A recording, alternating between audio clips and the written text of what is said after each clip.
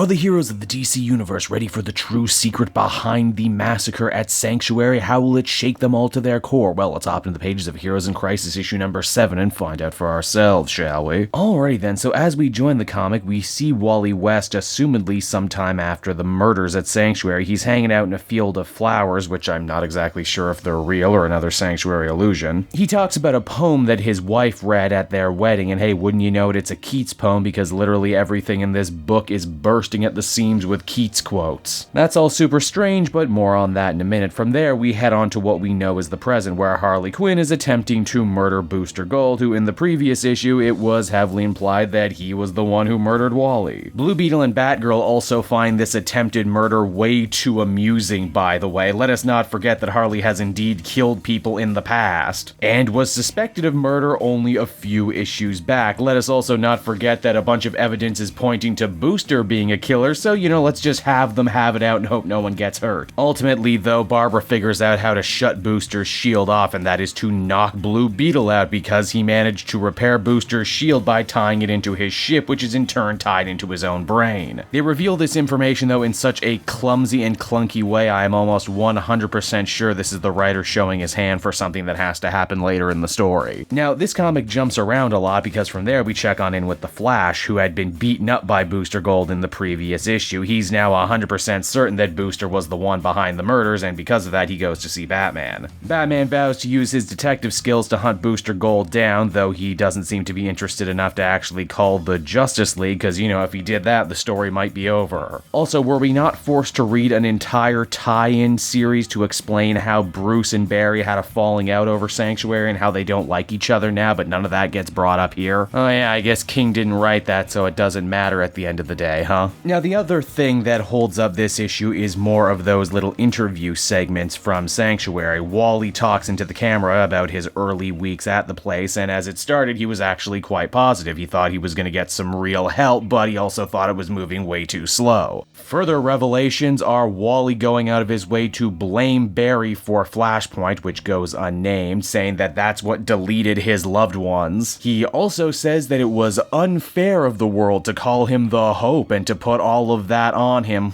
Now who wrote Flashpoint, and who was the one that situated Wally as the new Hope of the DC Universe? And in fact, who brought Wally back in the first place? Oh, was it Jeff Johns? Is this entire segment in here solely just to flip off his work in the DC Rebirth era once again? You bet it is. Now eventually Booster Gold does end up confessing to the murder, saying that it probably was him, but maybe it also wasn't him because the whole thing is actually way more complicated. Booster shares with the rest of the heroes the information that only he could have known as a time traveler, and that is that the body of Wally West that they found was actually 5 days displaced from time, meaning that potentially Wally could be alive somewhere out there in the time stream, but also maybe not because that Wally from the future ended up dead by Booster's own hand, which means maybe he was supposed to die anyway, and it's a fact that everyone just kind of lets Booster off the hook for some reason. The four of them do, however, vow to work together to go and try and track Wally down if he can indeed be found, and no, they're also not going to involve the Justice League because, again, the story would be over if they did. Oh, but at least they have a reason, though. Oh, you see, we gotta keep this team small because we don't want to spook Wally. Yeah,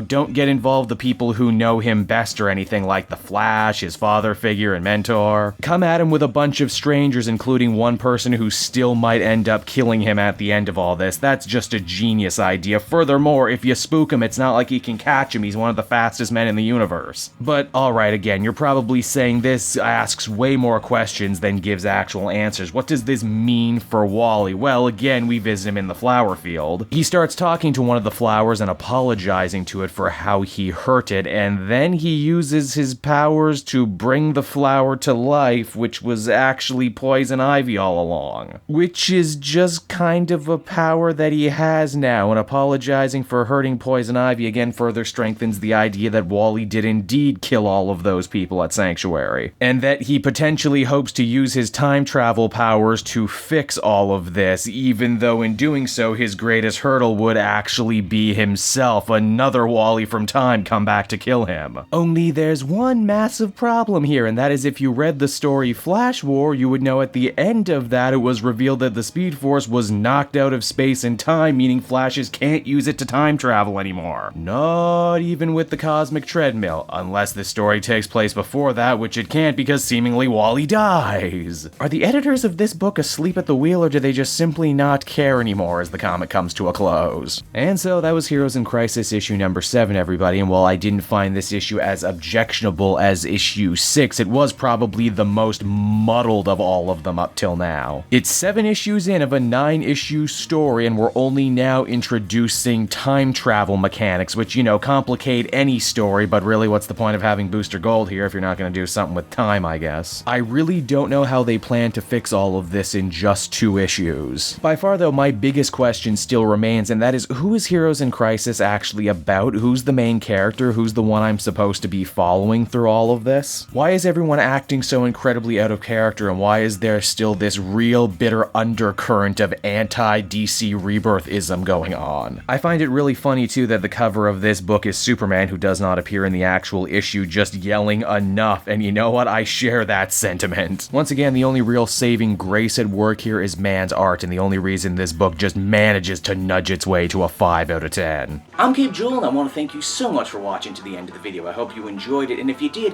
why not check out some of these other videos I have available from the channel? Then you can follow me on Twitter and Facebook at Cape Joel, so you're always up to speed on what I'm doing next. And hey, you know what? If you're in the market for a good comic book trade, might I recommend using my link down in the description? That's right, through Book Depository, not only will you get an amazing deal and not have to pay for shipping and handling, but anything you buy via my Book Depository link actually goes to support me and the channel. So you win, I win, everybody wins, right? And until next time, everyone, this has been Cape Joel. Thank you for watching, and I will be continuing to make comic content that smacks of greatness. Bye-bye.